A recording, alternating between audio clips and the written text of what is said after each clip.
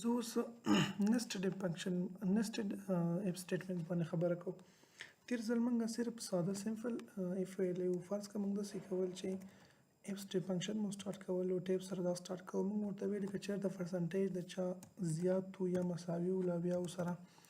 نو هغوی څه که راته هغوی راته فاس که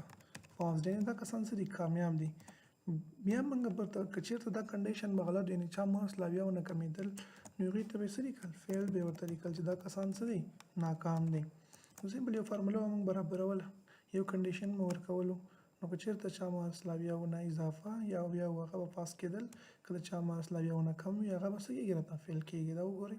چا مارکس چې اویا دي هغه فاس د اویاو نه چې چا مارکس کم دي هغه ته یې فیلډ ولیکلو. دا خبرې موږ تفصیلا کړې دي. اوس موږ راځو دلته کې ګریډ ګورو د یو کس ګریډ ګورو. ګریډ دغه شانتې حساب وي چې موږ چې کله د یو چا ګریډ معلومو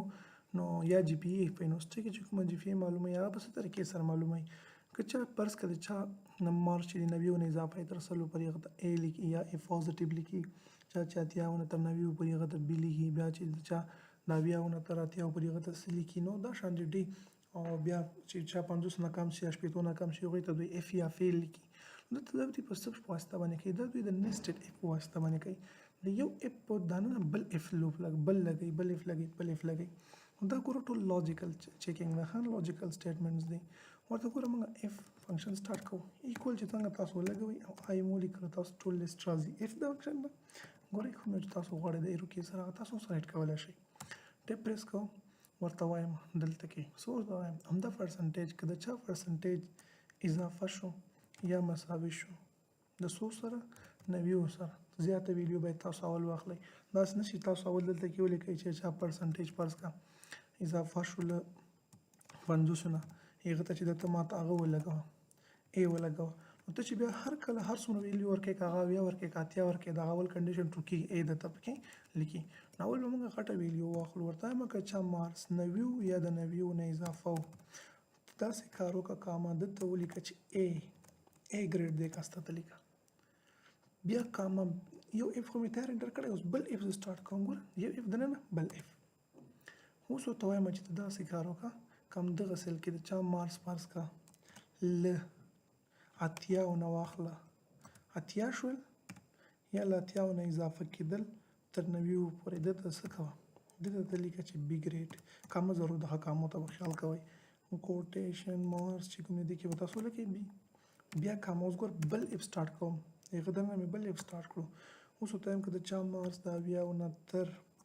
غټ یا مساوي و له 80 سره نه سیل به تاسو اول واخلئ کوم یو سیل په همدې سیل کې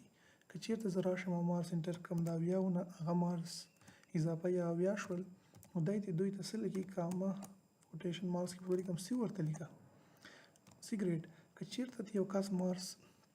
له 80 نه واخله نو بیا به موږ څه وکړو اف سټارټ کړو که نه فنکشن یو کنډیشن به ورکړو دا د کنډیشن زما که چېرته د چا مارکس اضافه شول یا مساوي شول 80 سره دوی ته څه لیکه دوی ته ډي لیکه ډي به ورته لیکي ښه دا خو پوره شو صحیح ده که دا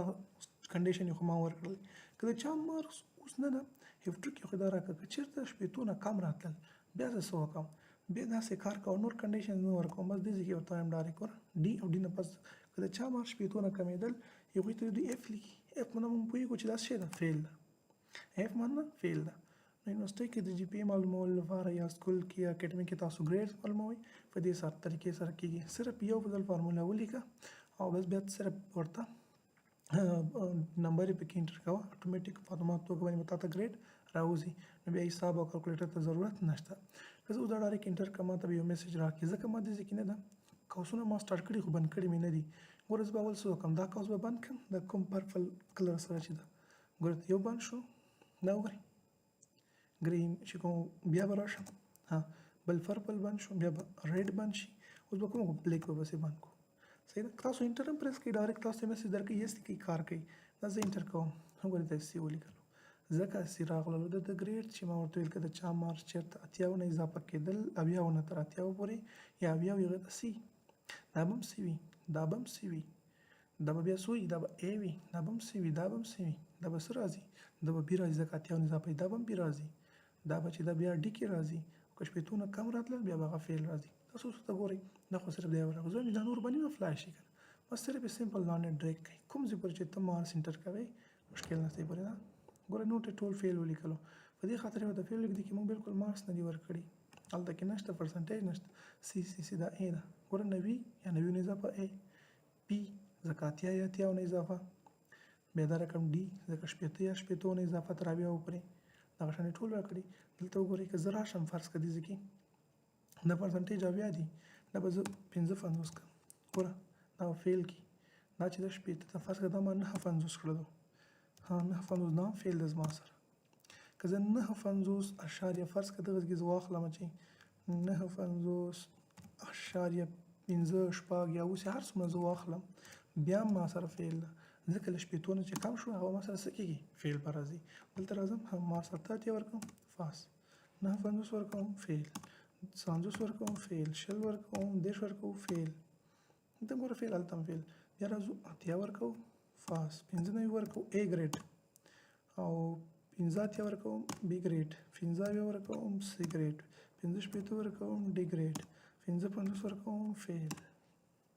کتلای شي دا بل مور سره فاطمه توګه باندې څنګه کېږي اپلای کېږي سمپل او دا د هم نسټډ اف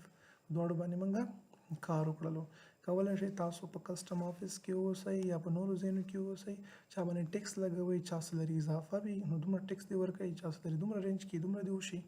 تاسو په هر ځای کې نور کارولی شئ نو دا و زموږ سره سمپل اف سټیټمنټ او نسټډ اف سټیټمنټ انشاءالله راتلونکي ویډیو کې به موږ بیا په کمپاونډ باندې خبرې کوو